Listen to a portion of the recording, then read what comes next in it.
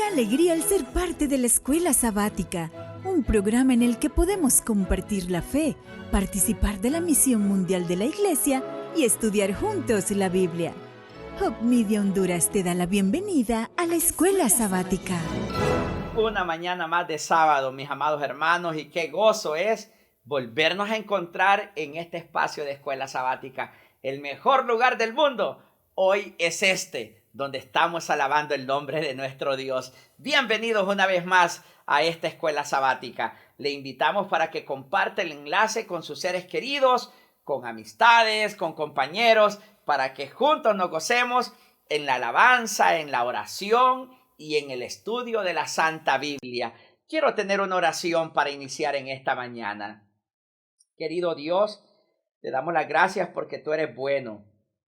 Y ahora, al continuar tu alabanza, tu santo nombre, pedimos, Señor, que nos bendigas, que perdones nuestros pecados, nuestras faltas, y que nos des tu Espíritu Santo. Quita la tristeza y la aflicción de nuestro corazón y danos el gozo de tu salvación eterna. En el nombre de Jesús.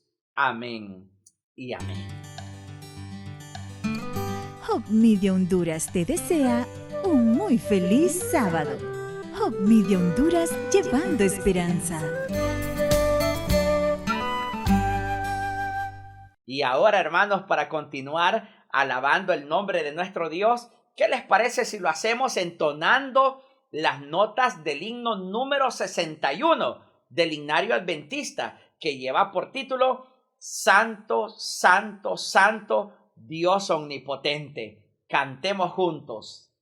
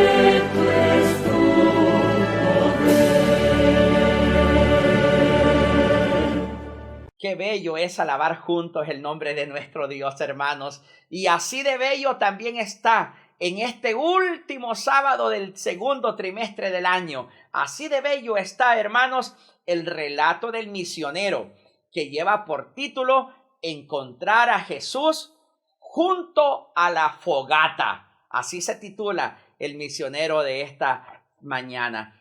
Disfrutemos de este relato a continuación.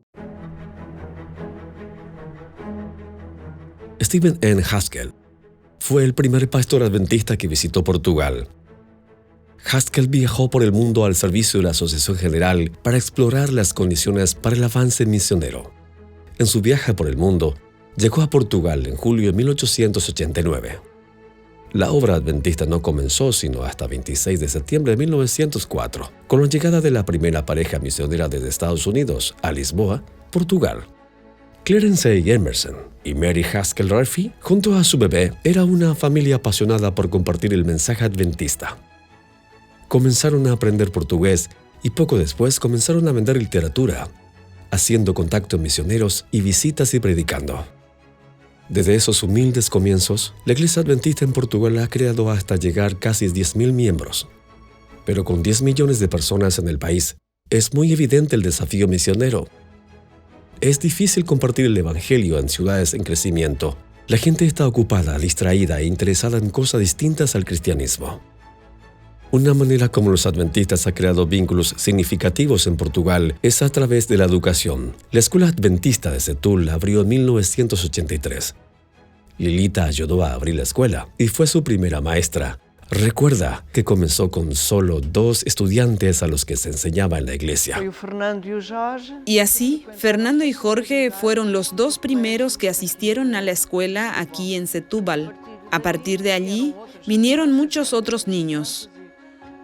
Al final del primer año, teníamos 28 niños y continuamos. Se nos permitió mantenerla abierta y muchos más niños vinieron a la escuela. Rápidamente superaron el pequeño espacio de la iglesia y finalmente el edificio del lado estuvo disponible y se mudaron. Los padres notaron que esta escuela tenía más que ofrecer que solo el currículo normal de otras escuelas. Con los años, el desarrollo de valores cristianos de los estudiantes han atraído a las familias a interesarse más por la iglesia adventista.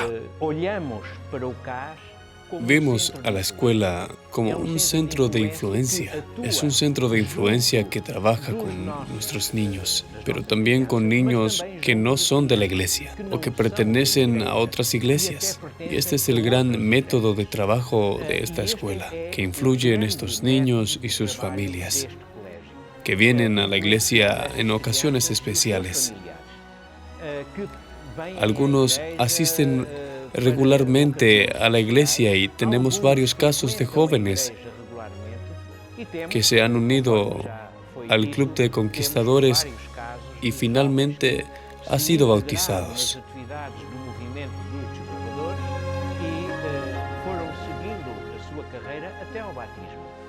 Y por eso mis conquistadores son perfecto complemento para el proyecto educativo de la iglesia. Al final, buscan educar para la eternidad. Esta iglesia es su base. Tiene una clara visión de misión. Y lo que hemos visto en nuestros 40 años de trabajo de esta escuela de Setúbal es una conexión muy fuerte entre lo que es la vida de la escuela y la vida de la iglesia. No solo podemos transmitir el conocimiento de Jesús a los niños, sino también a los padres que a menudo asistían a la iglesia y algunos niños que terminaron convirtiéndose en adventistas junto a sus padres. Esta pequeña escuela de Portugal tiene más potencial. Lamentablemente no hay espacio suficiente para ampliar la escuela y tienen pocos recursos. El personal, los estudiantes y sus familias oran por el nuevo edificio, con espacio para el potencial de esta escuela.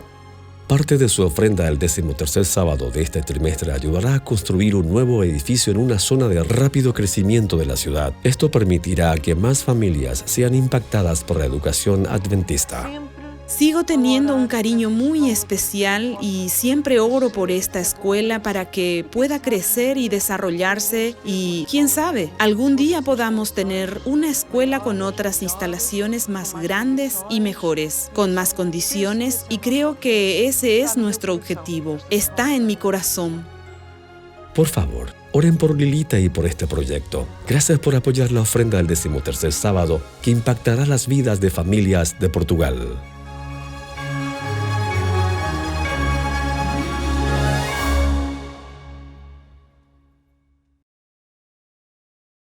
Hermoso relato del misionero. Y ahora, hermanos, a continuación es el momento para traer a nuestras manos la Biblia, la lección de escuela sabática, porque ha llegado el momento de estudiar la última lección de este segundo trimestre del año. Lleva por título Encendidos con la gloria de Dios. Este es el final de la cartilla que se tituló 3 mensajes cósmicos. Y hoy tenemos el privilegio que el pastor Robert Costa está como invitado especial y él nos dará el breve resumen de esta semana. Disfrutemos el estudio de la palabra de nuestro Dios. La Biblia es un todo cohesivo. El tema del gran conflicto corre como un hilo a lo largo de sus páginas, entretejiendo sus narraciones y verdades sagradas. Por ejemplo, el ministerio de Cristo, su sacrificio expiatorio, su ministerio sumo sacerdotal y su regreso son temas que resuenan a través de sus páginas. El gran conflicto llega a su clímax en el libro de Apocalipsis. Así que la lección de hoy se titula El sello de Dios y la marca de la bestia, segunda parte. Continúa nuestra identificación del poder o la bestia que sale del mar, que describe los eventos finales de la tierra y comparte principios prácticos que nos ayudarán a prepararnos para el futuro. Y uno de los principios importantes para comprender las profecías de tiempo de la Biblia es el principio de día-año. En resumen, en las profecías del tiempo de Daniel y Apocalipsis, un día profético equivale a un año literal. Y revisaremos el apoyo bíblico e histórico para este principio nuevamente en nuestro estudio de hoy. Pero otro principio importante, de interpretación profética, es el vínculo entre las profecías de Daniel y Apocalipsis. Mostraremos que la bestia del mar de Apocalipsis 13 es una bestia compuesta, una amalgama de las criaturas simbólicas de Daniel 7, el león, el oso, el leopardo y la bestia parecida a un dragón, los 10 cuernos y un cuerno pequeño que surge del imperio romano pagano y domina sobre todos los poderes representados por los 10 cuernos. El poder del cuerno pequeño de Daniel 7, el hombre de pecado, de 2 Tesalonicenses 2 y de la bestia del mar de Apocalipsis 13, representan el mismo poder opresor que persiguió al pueblo de Dios durante la Edad Media, el papado. Y en nuestro estudio de hoy descubriremos cómo la bestia que surge del mar en Apocalipsis 13 también se opone y oprime a la iglesia de Dios en los últimos días, la iglesia que guarda los mandamientos de Dios y la fe de Jesús. Abre tu Biblia en Apocalipsis 7 y en un momento más regresaré.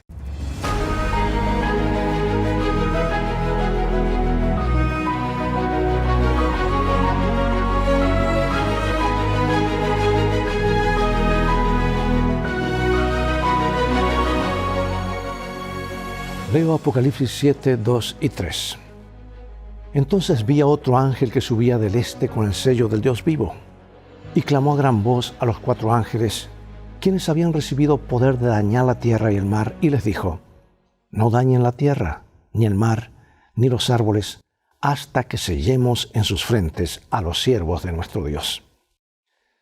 En la Edad Media, los valdenses, un pueblo decidido a permanecer fiel a su comprensión de la Biblia, fueron ferozmente perseguidos. En 1488, la Iglesia romana asesinó brutalmente a los valdenses en el valle de Luis debido a su fe. Otra oleada de persecución se produjo en el siglo XVII, cuando el duque de Saboya envió a un ejército de 8,000 hombres al territorio de ellos. Y el 24 de abril de 1655, a las 4 de la mañana, se dio una señal para que comenzara la masacre. Esta vez el número de muertos fue más de 4,000. La historia, por desgracia, se repite a menudo. La profecía de la marca de la bestia trata sobre el eslabón final de una impía cadena de persecución religiosa que se remonta a través de los siglos. Y al igual que las persecuciones del pasado, esta persecución está pensada para obligar a todos a someterse a determinado conjunto de creencias y a un sistema autorizado de culto. Sin embargo, como siempre, Dios tendrá un pueblo que no capitulará. Veamos la herida mortal que recibe este poder o esta bestia. Como ya hemos estudiado, los poderes de las bestias de Apocalipsis 3 y 14 representan un sistema mundial de adoración falsa. Pero hay más. Este poder, ¿cuánto tiempo dominaría el escenario religioso en los siglos anteriores? Vamos a Apocalipsis 13 y vamos también a Daniel 7. También se le dio boca que hablaba grandes cosas y blasfemias, y se le dio autoridad para actuar 42 meses. Y la mujer huyó al desierto donde tiene lugar preparado por Dios para que allí la sustenten por 1260 días. Y se le dieron a la mujer las dos alas de la gran águila, para que volase de delante de la serpiente al desierto, a su lugar donde es sustentada por un tiempo y tiempos y la mitad de un tiempo. O sea que la bestia continuaría por un periodo específico en la historia. En las profecías de tiempo simbólico, un día profético equivale a un año literal. Eso está en Números 14:34. Vamos a leerlo porque lo hemos mencionado más de una vez. Aquí está. Un año por cada día. Bueno, esa es la explicación del principio bíblico de contar un día por un año. Y una vez más dice en Ezequiel 4:6, un día por cada año. Bueno, este principio repetidamente ha demostrado ser exacto al interpretar las profecías bíblicas de tiempo, como las 70 semanas de Daniel 9:24 al 27. Ahora, si calculamos el periodo que se menciona en Apocalipsis 13:5 de 42 meses, con 30 días en un mes por el calendario lunar judío, llegamos a 1260 días proféticos o años literales. Los calendarios antiguos tenían regularmente 360 días por año. En el siglo IV, el emperador romano Constantino legalizó el cristianismo en todo el imperio. Y cuando el 330 después de Cristo, en el 330, él trasladó su capital a Bizancio para unir la parte oriental con lo occidental de su imperio y dejó vacío el liderazgo en Roma. Por ende, el Papa llenó ese vacío. Llegó a ser no solo un poderoso líder religioso, sino también una reconocida fuerza política en Europa. Y en el año 538, Justiniano, el emperador romano pagano, concedió oficialmente al obispo de Roma el rol de defensor de la fe. Y la Iglesia medieval ejerció gran influencia en este periodo del año 538 a 1798, conocido como los 1260 días o años, o tiempo y mitad de tiempo, o 42 meses. Y eso incluyó una terrible persecución mencionada en la introducción de esta lección.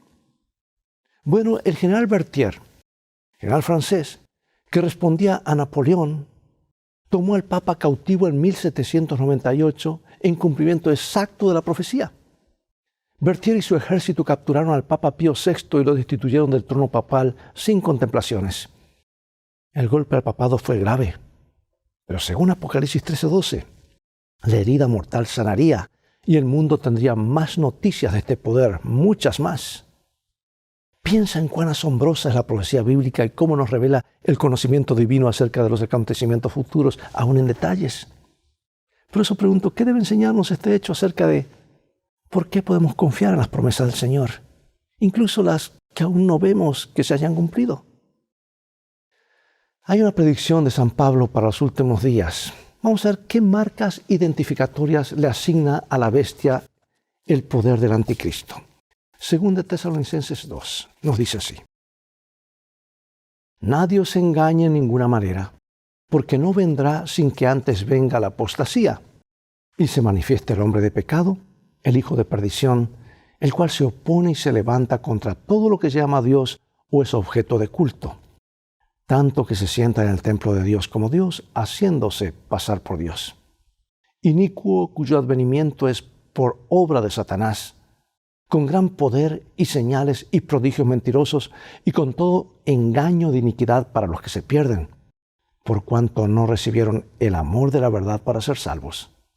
Por esto, Dios les envía un poder engañoso para que crean la mentira, a fin de que sean condenados todos los que no creyeron la verdad, sino que se complacieron en la injusticia. Bueno, el apóstol Pablo advierte a la comunidad cristiana acerca de una apostasía de la verdad de la palabra de Dios. Apostasía quiere decir separarse de la verdad. Le preocupan las semillas de apostasía ya presentes en la iglesia del Nuevo Testamento, que prosperarían en los siglos venideros antes de la segunda venida de Cristo. Un evangelio falso llegaría a la iglesia, distorsionaría la palabra de Dios. Satanás es el que está detrás de esta apostasía. el verdadero hombre de pecado que desea exaltarse contra todo lo que se llama Dios y se sienta en el templo de Dios. Pero el gran engañador obra mediante agentes humanos para lograr sus propósitos. Así que las características identificativas en Daniel y Apocalipsis revelan que el cuerno pequeño de Daniel 7, la bestia de Apocalipsis 3 y 14 y el inicuo de 2 Tesalonicenses representan a la misma entidad. Bueno, el comentario bíblico adventista tiene algo para decirnos en cuanto a esto, y dice así: una comparación con la profecía de Daniel acerca del poder blasfemo sucesor de la Roma pagana, y con la descripción que hace Juan de la bestia semejante a un leopardo, revela muchas similitudes entre las tres descripciones: el cuerno pequeño, el poder de la bestia y el inicuo. Eso lleva a la conclusión de que Daniel, Pablo y Juan están hablando del mismo poder, a saber, el papado. Amados, es extremadamente importante recordar que la profecía bíblica está describiendo un sistema religioso que ha comprometido la palabra de Dios, que ha sustituido el evangelio por las tradiciones humanas y que se alejó de la verdad bíblica. Un Dios de amor increíble dio estas profecías para preparar a un pueblo para la venida de Jesús, para que no seamos engañados en el tiempo final. Son una reprensión para las organizaciones religiosas apóstatas que se han apartado de la palabra de Dios. Y aunque no necesariamente para las personas que hay en ellas, porque hay personas sinceras en cada una de las iglesias, pero Dios está llamando a todos a salir de Babilonia para seguir la verdad bíblica. Y nuestro mensaje es sobre un sistema que ha engañado a millones, no sobre personas. Y aunque engañadas, estas personas son muy amadas por Cristo.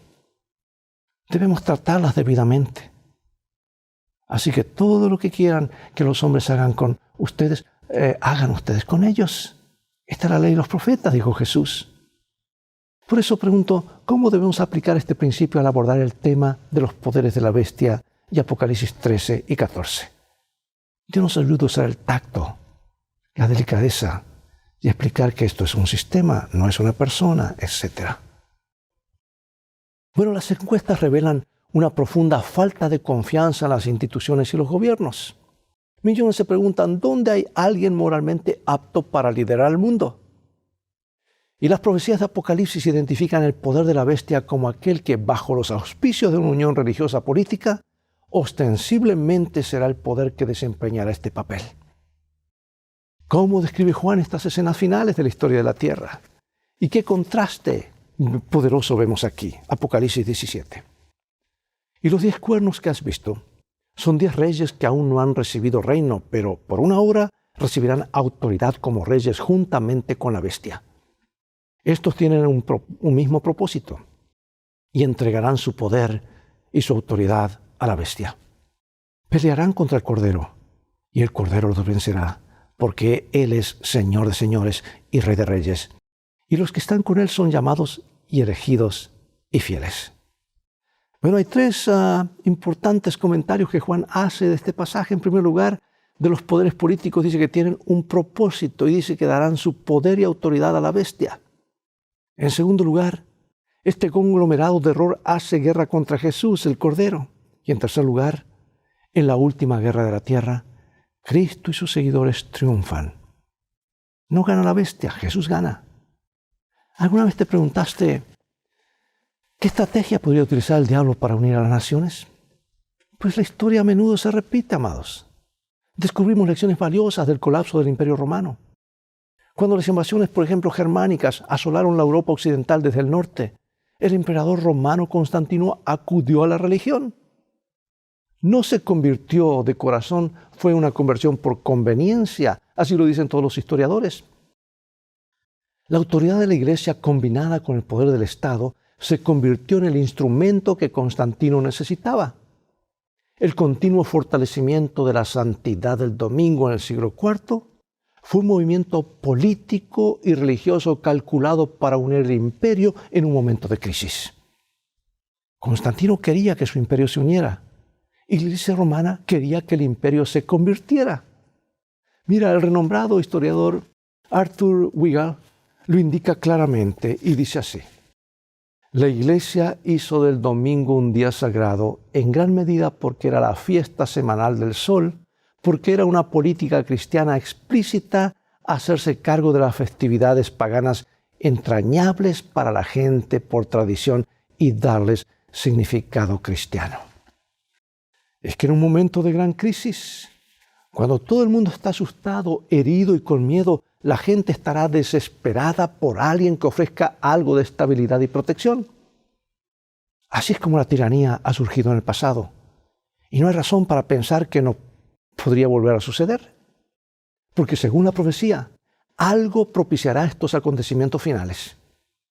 Aunque es difícil saber cómo podrían desarrollarse todo esto, el mundo ya ha visto cómo pueden producirse los grandes cambios. Y cuánta rapidez también, con cuánta rapidez. Bueno, no conocemos todos los detalles de lo que viene, pero necesitamos estar preparados para ello, ¿verdad? Ahora mismo, hermano y hermana, quizás se está preparando el escenario para esta inminente persecución. Mira, el 6 de junio del 2012, el Papa Benedicto XVI hizo este llamado urgente a más de 15,000 personas reunidas en la Plaza de San Pedro, en Roma, para que el domingo sea un día de descanso para todos, para que la gente pueda tener la libertad de estar con su familia y con Dios. Al defender el domingo, dice él, uno defiende la libertad humana. Por supuesto, esto no es lo mismo que exigir que los demás guarden este día en lugar del sábado bíblico, pero muestra que la idea del domingo como el día de descanso decididamente es un verdadero problema. Tarde o temprano se aprobarán leyes y quienes siguen la palabra de Dios a conciencia y guardan el verdadero día de reposo serán tachados de enemigos de los intereses de la sociedad. En este tiempo de crisis, el pueblo fiel de Dios, por su gracia y por su poder, permanecerá firme en sus convicciones de seguirlo. No cederán a la presión. En contraste con la marca de la bestia, recibirán el sello de Dios. ¿Sabes que los sellos se usaban en la antigüedad para dar fe de la autenticidad de los documentos oficiales? Por lo que esperaríamos encontrar el sello de Dios inserto en su ley. Los antiguos sellos eran una marca distintiva personalizada. Mira, el profeta Isaías lo dice en Isaías 8:16. Ata el testimonio, sella la ley entre mis discípulos. Evidentemente el sello está en la ley, en alguna parte de la ley. ¿Y qué elementos de un sello bíblico encuentras en el mandamiento del sábado? ¿En qué se diferencia el mandamiento del sábado de los demás mandamientos del Decálogo? Veamos. Éxodo 20:8-11, aquí está. Acuérdate del día de reposo, y aquí hay un asterisco, dice aquí equivale a sábado, para santificarlo. 6 días trabajarás y harás toda tu obra, mas el 7º día es reposo para Jehová tu Dios. No hagas en él obra alguna, tú, ni tu hijo, ni tu hija, ni tu siervo, ni tu criada, ni tu bestia, ni tu extranjero que está dentro de tus puertas, porque en 6 días hizo Jehová los cielos y la tierra, el mar y todas las cosas que en ellos hay. Y reposó en el 7º día. Por tanto, Jehová bendijo el día de reposo y lo santificó. El 4º mandamiento contiene 3 elementos de un sello auténtico. En primer lugar, el nombre del dueño del sello, o sea, el Señor tu Dios. En segundo lugar, el título del dueño del sello, el Señor que hizo, o sea, el Creador. Y en tercer lugar, el territorio del propietario del sello, el cielo, la tierra, el mar y todo lo que contienen. Según Apocalipsis 7:1 y 2, el sello de Dios se coloca solamente en la frente, un símbolo de nuestra mente, nuestros lóbulos frontal donde se hacen las decisiones. Jesús respeta nuestro libre albedrío. Nos invita a permitir que Él moldee nuestra mente mediante su Espíritu Santo para que no nos puedan mover del ancla de nuestra fe en la palabra de Dios. Por lo tanto, entendemos que los fieles son quienes guardan los mandamientos de Dios y tienen la fe de Jesús. Y en esos mandamientos está incluido el 4º, el único mandamiento cambiado por el poder de la bestia.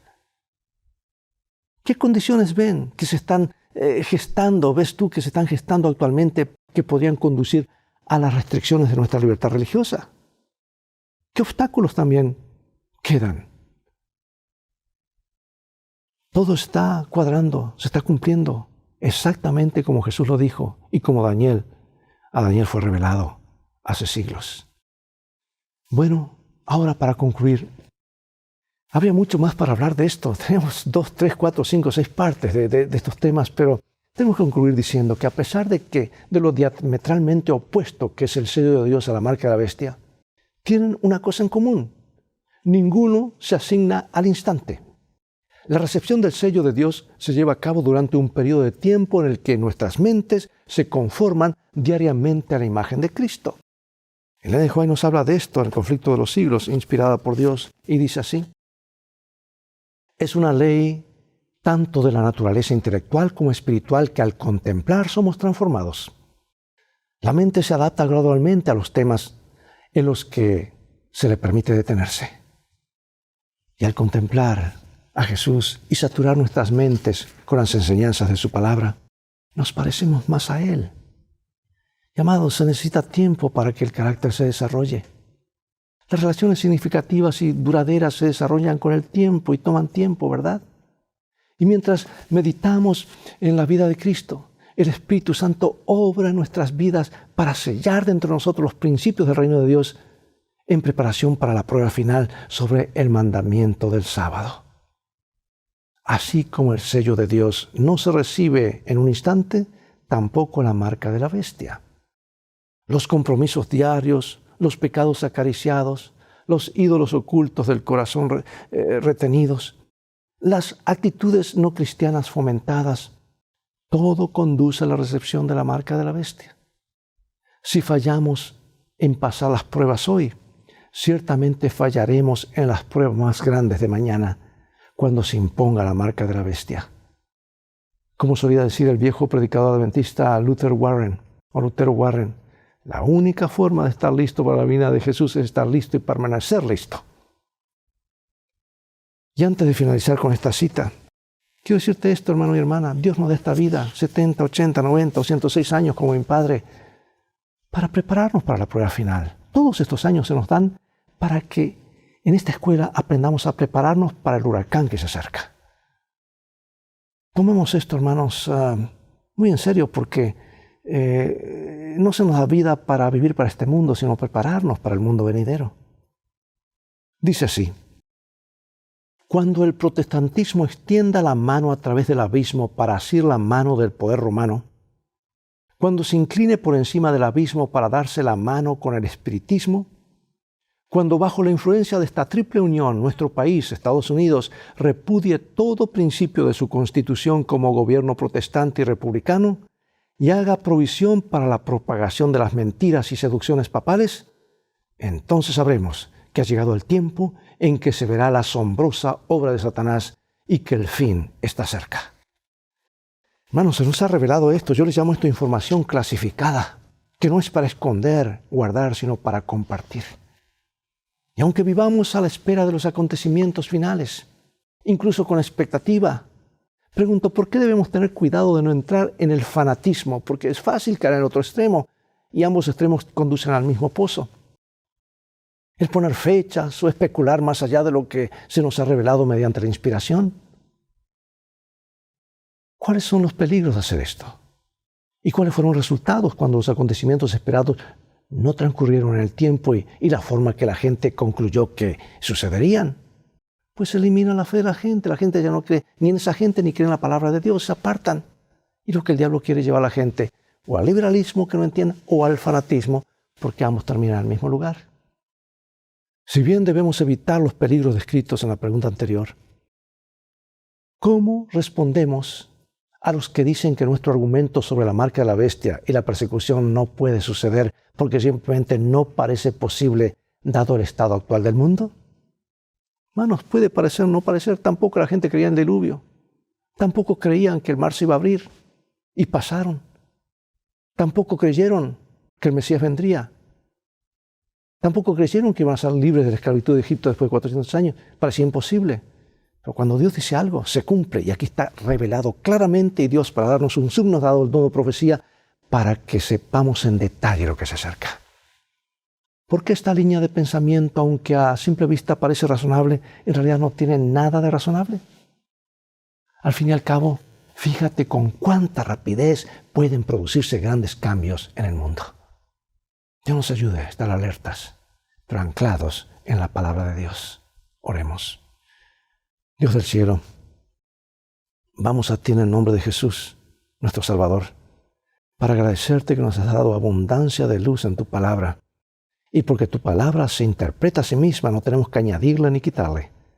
Gracias por esta revelación y gracias por el don de profecía que nos da más y más luz en los detalles que tú mencionas, oh Dios, en tu palabra. Queremos estar anclados en la fe.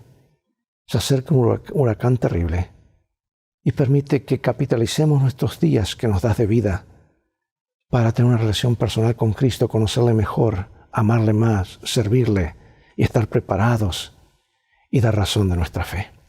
Bendícenos. Sabemos que lo harás porque lo pedimos en el nombre de Jesús. Amén.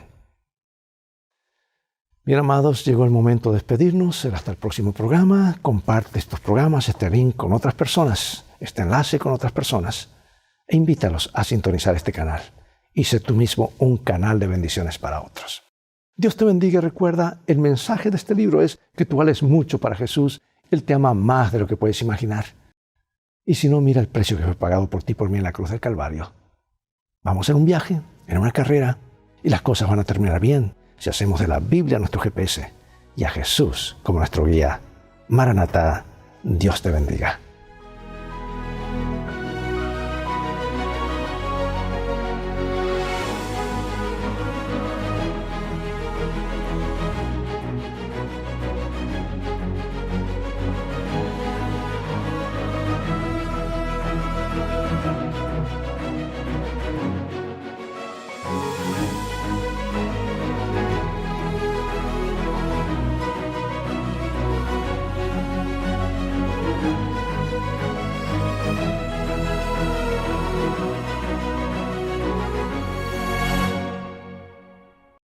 Una vez más, hermanos, el agradecimiento al pastor Robert Costa por compartir este repaso con nosotros. Las gracias por que usted está en esta fiel sintonía. Le invitamos para seguir unido a nosotros el próximo sábado, donde estaremos ya disfrutando de el primer sábado del mes de julio.